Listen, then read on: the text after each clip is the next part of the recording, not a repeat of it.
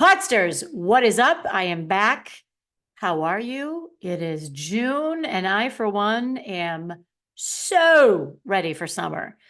I can't wait. I have my barefoot summer journal that I created, which is super fun. Stay tuned on social media. I'm going to show you about it. But today I'm popping in here to close the loop on, for those of you who are loyal followers and have been following for a while, you know that I was going through some stuff a little while ago, and I said I'd come back and talk to you about it, and that's what I'm going to do today. And I am going to talk about why it is okay to not be okay and how we need to normalize not being okay. I can't even tell you how life-changing this is for me. Because when I was going through the stuff, and I'll get to it in a minute, everybody's fine. See what I just did? I just did it myself. When I was going through that difficult time, it was really shocking to me how many times people would ask me how I was doing, and I'd be like, I'm great, how are you? Or, oh, everything's great, how are you? And I wasn't, and it wasn't. And it just felt very inauthentic. And that's why I want to come on and talk to you today, not as a Debbie Downer. I'm about being upbeat. I am also all about being very real and authentic. And I would not be real and authentic if I didn't talk to you about why it's okay to not be okay. So here's what I have for you today, Podsters. We all need help at some point in our lives, and we all need support. So why then do we say I'm fine when I'm not? When I think about how many times over the past 12 weeks somebody asked me how I was doing, and I was saying, I'm fine. How are you? Have you seen those reels, or I'm sure you've heard this, where the narrator comes in and says, or they say, I'm fine. The narrator, she was not indeed fine. And that's what I felt like every time I would say it. It was like there was someone on my shoulder saying she was not indeed fine. No one wants to say, I get it. No one wants to say, oh, thank you, casual acquaintance. I'm experiencing a major trauma and there's nothing you can do to help. Or no one really wants to say, thanks for asking. I'm pretty crappy. Of course, nobody wants to say that. However, how often do we respond to the question, how are you, with I'm fine? Or even not great, but I know this is just part of life, so I'm fine. How are you really? Or how are you? So how about instead we be truthful and we be truthful with ourselves and our loved ones. So, there's a difference between a casual acquaintance saying, how are you? I'm fine. How are you? If it's somebody you bump into in an airport or you're at the grocery store and it's really, they're just being polite. There are many people in our lives who ask how we're doing and they really want to know. So I guess what I'm saying here is, for me, this was it. I couldn't be truthful. I couldn't be truthful with myself and I couldn't be truthful with my loved ones because I was not okay with not being okay. I couldn't admit that I wasn't okay. For me personally, I'm always okay. I'm an optimist. I'm an extrovert. I'm a confidence coach, for God's sakes. This is what I do for a living. So how could I say to people, you know what? I'm not great. I'm not great, frankly. I wouldn't let myself do it. So here's what happens when you do that. Here's what happens. Here's what happens when you do that. Here's what happened when I did it. You're not being authentic. And we are very big on authenticity around here at Unmute Yourself, the podcast. You're missing an opportunity to connect with another human being, which human connection has never been more important. And side note, that other human that you're talking to, they may have a shared experience and they might be able to help you. When you say you're fine when you're not, you are shaming yourself unnecessarily. And that, I'm going to get emotional. That to me that was what was really powerful. I was shaming myself into the shadows and telling myself subconsciously, it is not okay to be okay, to be not okay. You need to be fine. You need to be great. And I was in denial. I was giving away my power by not admitting that and by trying to be something I wasn't. And frankly, I think, Podsters, you could be gaslighting yourselves, just kind of like, wait a minute, like gaslighting, thinking you're okay and playing mind games with yourself to think that you're okay when you're not okay. So it's very complicated, as you can see, Podsters. And I read something when I was looking this up because I wanted to get some information for you, some factual information. And something I read really resonated with me, and it's this: an abnormal emotional response to an abnormal situation is normal. We cannot simply pick the emotions we want to have. And that really, really struck me. And I wish I had read it 12 weeks ago. And I'm going to read it again. An abnormal emotional response to an abnormal situation is normal. I'm not used to not being okay. And I needed to get used to it, because guess what? I wasn't. I am now. I wasn't then. So we talked about, here's what happens when you put on the brave face. I'm going to talk to you for a minute about what happened. Actually, no, I'm not. I'm going to go through what to say instead. So if you're going through a thing, I'm going to save the story of what happened with me till the end. So here's what to say instead. When someone says, how are you? Or how are things? Here's what you can say instead. I've had a lot of caffeine this morning. You can say, I've been better. You can say, we're going through a difficult time. Thanks for asking. You can say, you know what? I'm experiencing life's ups and downs like we all do. What I want to make sure you do is you do not qualify your response if you don't want to. You don't have to explain anything to anyone. You can say, you'll notice the first thing I said was, I've been better, and I let it just sit there, right? If you're not comfortable with that, you can say, I've been better, so let's talk about what's happening with you. Great, change the conversation. Change the conversation. We're very big on that. You can say, I've been better, but such is life. What's going on with you? How are the kids? You can say, I've been better, but I'm on the other side. I'm coming out of it. Great, if you want to. You don't have to if you want to. So I would give myself a B- on how I managed what was happening with me. And that's a little, actually, that's a little kind, because I could have handled it better. So here's what's up. Here's what happened. If you follow me on social, you might know, and by the way, I want to start by saying, I'm not minimizing when I wasn't okay. I want to also acknowledge that what happened with me pales in comparison with a lot of people's strifes and traumas. This was not a trauma. This was not a medical condition. This was a situation that I had control over that was not fun for me or was not pleasant. So I don't want anybody to think that I'm sitting here saying, oh, woe is me. I am healthy. My family is healthy. My husband is wonderful. My family is great. So my life is great. This was a finite period of time where I was going through some stuff that I'm going to share with you. And believe me, there's an expression, I don't know if you've heard it, where if everybody stands around in a circle and throws in all their problems, guaranteed you take your problems back home with you. You don't want other people's problems. So here's what happened. If you follow me on social, you may have seen that I ran for public office in my small town. I live in a very small town. It's about 2,300 people year round. And this was very new to me. I had been thinking about it for a while, for a couple of years. I had been tossing the idea around. I discussed it with my family. I discussed it with Danny, and we both felt that it was time. I felt that I felt that I could and can help move the town forward. I have skills that I have developed over the past 30 years that I think the town really needs. So I decided to run. So I was completely out of my comfort zone. And when I say out of my comfort zone, I mean in terms of process. Like I don't know how to run a political campaign. In fact, somebody called it a campaign, and I kind of laughed the first couple of weeks. I'm like, this isn't a campaign. I'm running. I'm going to maybe get a few signs and talk about why I think I can add value. And that's it. No, that is not the case. This became a campaign. There are rules, there are regulations, there is strategy. I didn't know any of this, none of it. And again, I ran because I thought and think I can help move the town forward. It's that simple. I have enough on my plate. I have a successful business. I have a wonderful podcast community. I have a wonderful family. I have everything I need or want. This is simply because I care about my town and I care about my community, and I think I can help. So this is how I ran, with honesty and integrity. I put it all out there like everything else. Here's a few ideas. Here's my plan for what I would do. Here's what I would do differently. I don't know everything. I'm sure I don't know more than I do know in this particular situation.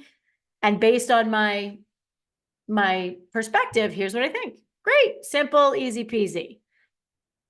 Not so fast, podsters, not so fast.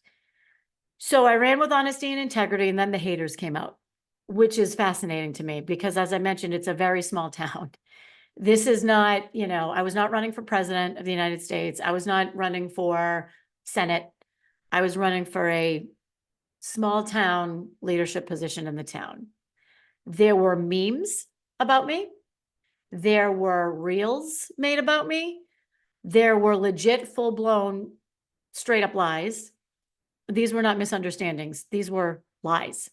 There was campaigns against me. There were campaigns against me personally, attacking me personally. My husband, like, whoa, hey, hold up. There was scheming. And if you think about it, this is truly absurd. And I'd love to say I was naive. I don't think I was naive. I'm a wear my heart on my sleeve. What you see is what you get.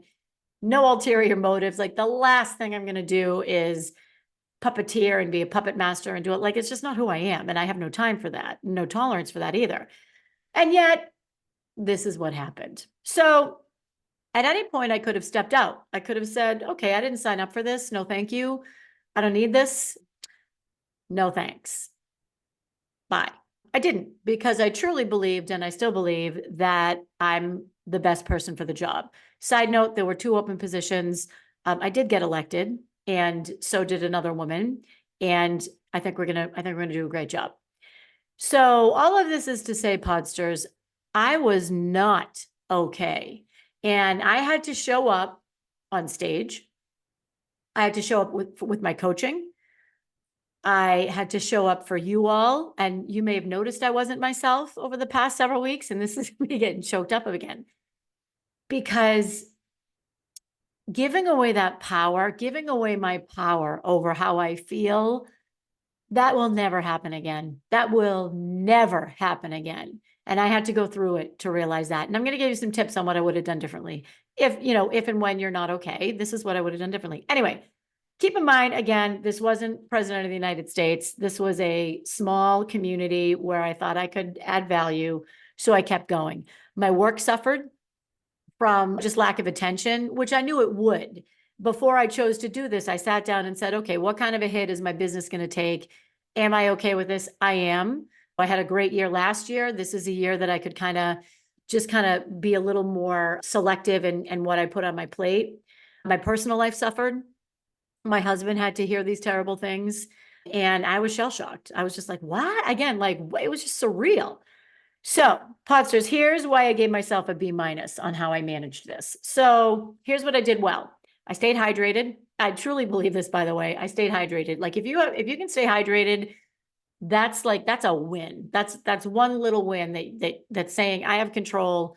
I'm staying hydrated. For me, that was important. I tried to honor my sleep routine, but that was difficult. It was. I'm going to be honest. I counted on my friends and supporters. I could have done that better. I could have leaned on my friends and supporters a little more. And I could have planned for the future a little bit better, I think. I oftentimes will say everything is temporary.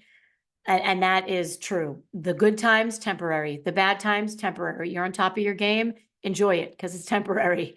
You're at the bottom of the bottom, it's okay, it's temporary. So that's what I did well. I stayed hydrated. I tried to keep my sleep going, counted on my friends. Here's what I could have done better. Number 1, and I'm going to say this loud, social media. No, no, no. Now, here's what I'm saying. All of my social media managers that are out there listening, all of you who love social media, these are my dear friends. During a time where you are raw or vulnerable, or you really want to control what's going on in your mind, I'm going to say no to social media. This wasn't just about me. Like this wasn't just about social media as it relates to the memes and the stories and the cyberbullying. I mean, this is full on cyberbullying. and all of that. No. So first of all, no, I shut that down. I block people. I ask people not to tell me. So this was fascinating too. So I went out to my friends and I said, hey guys, I know you're all on Facebook. This is mostly Facebook. And I said, I'm going to ask you not to share with me if you see something about me, unless it's really, really serious. I don't want that in my brain. I don't want it taking up my brain space. And most people kind of adhere to that. There were a few people, and some of you listen to this podcast, who would send me snapshots, screenshots. And I would politely respond and say, thank you for sending. No, I didn't say thank you for sending this. I said, thank you for thinking of me and keeping me informed. I've mentioned before, and I'm going to mention again, I prefer not to see this. I'm going to ask you again, please do not send this kind of thing to me. Don't. Like, hello, what's the point of me blocking somebody if then you're going to send me what they're saying? And there are keyboard warriors on social media, as many of you know, who would never say anything like that to your face. And to me, I just know.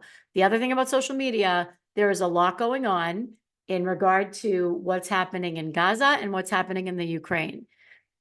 All of that, if my feed is populated with tragedy after tragedy after tragedy, and then attack after attack after attack on me, attack on, others, think about the toxicity that's in my head. So that's something I could have done better. I should have shut down social media earlier, or limited my exposure to it earlier. And that's something that I would do differently next time. I would have sought more joy. I would have tried to turn it off more. It's difficult because in my case, again, my friends and family, they care and they want to help. And they're like, how's it going? How's everything going? There were times when I didn't want to talk about it. Like, you know what? I'm tired of talking about it. We've been talking about it all day. You're not the ones that are getting attacked. You're not. So I probably would have had better boundaries. And, my boundaries went bye-bye. And I am being vulnerable and I am being honest, because it was uncharted territory. And I kept to some of them. I did, and I'm proud of that. But I could have been better with boundaries around what people share with me, around, you can't just say it's Saturday, I don't want to talk about this, or it's nighttime, I don't want to talk about this, or hey, honey, we're lying in bed, I'd prefer not to talk about the latest meme, or, whatever the case may be. I could have been better about some of that. I would have given less headspace to the haters and more headspace to the lovers. And here's what I mean by that. The people who believe in me and the people who are counting on me. So I'm going to stop talking about me for a second and make it about you. If I think about how the stress that was on me personally and on my psyche personally, how it affected my relationships, that's something I would have done differently. If you're not letting people help you, and if you're not letting people support you, and if you're not being honest and saying, you know what, I'm not okay, and I'd prefer not to talk about it, or I'm not okay and here's what's going on, or I'm not okay and here's how you can help me. You can help me by telling me about your daughter and how she's doing. You can help me by going for a walk with me and not talking about the situation. You can help me by telling me about what's going on with you. You can help me by telling me a funny story. You can help me by making me laugh, or whatever the case may be. If you're not doing that, that's on you. And that's something that I could have done better. I didn't talk about it. I kept it all inside, and it just wasn't healthy. So what kept me going, Podsters, is the people that are counting on me, the people who believed in me, the people who need me and said, we need you, we want you, we believe in you. That's what kept me going. It wasn't pride and it wasn't determination. It was, no, I'm not going to let these people down. And I'm not. It was a fierce commitment to the people who put their trust in me. And that will never waver, ever. So you can come at me all you want. I have an obligation to try to help the people that I serve, and I will do that. And I will continue to do that. So, by the way, the fact that this all happened during Mental Health Awareness Month is not lost on me. And even though it's June, I think, by the way, every month should be Mental Health Awareness Month. The one of the positive things that came out of COVID, there was a lot of negative that came out of it, obviously, but one of the positive things was normalizing. How are you doing? How are you feeling? How can I help you? How can I help? And the shame in some cases going away around mental health. That's one of the positives that came out of COVID. So even though it's June, every month should be Mental Health Awareness Month. I mean, we shouldn't need one. It's there is no stigma unless we give it a stigma. And that's why I'm here talking about it. I'm not talking about it here today to say, woe is me, feel bad for me. Nope. I'm here talking about it because now I can talk about it. I'm physically able to talk about it. And I could have handled it better. And it's okay to not be okay. It doesn't matter who you are. Obviously, I'm not going to get on a stage and say, good afternoon, everybody. Let me tell you about all my troubles. And at the same time, when a good friend calls me and says, how are you? How's it going? Why wouldn't I say, you know what? It's not going that great. Do you have some time to talk about it? Or, you know what? It's not going that great. Are you really asking, or is that just kind of an icebreaker? Do you really want to know, or do you have the time to talk about it? Or, you know what? Not great. I really need your advice. Is now a good time? I will often say, when somebody says something to me or share something to me, I'll say, are you looking to vent, or are you looking for my advice? And most of the time they're looking for advice. Sometimes they're just looking to vent. So if somebody says, how you doing? And you say, you know what? I'm not that great. Can I vent for a second? And I actually did this with Danny. I would say, are you in the mental headspace for me to vent for a few minutes? Because this was tough on him too. And most of the time, of course, he would say, yeah, of course, honey. But sometimes he would say, can you give me a few minutes? And we would regroup. Anyway, Podsters, all of this is to say, I hope I covered everything. I think I did. No one's perfect, and it is okay to not be okay. And you owe it to yourself, and you owe it to the people who love you and care about you, to be honest. An abnormal emotional response to an abnormal situation is normal. So with that, Podsters, here's what's up. Barefoot summer is in full progress. I will have you know, I have been barefoot summering for the past week. I'm back. I know I often say I'm back. I'm like 1,000% back. I am really excited. So we have some really, really cool episodes coming up this month. July, I want to have a little more fun because it's my birthday month. By the way, I will be giving away a signed copy of Unmute Yourself, the book, for everyone who sends me a DM or responds to the questions on Spotify about the podcast. Free signed copy of Unmute Yourself, the book.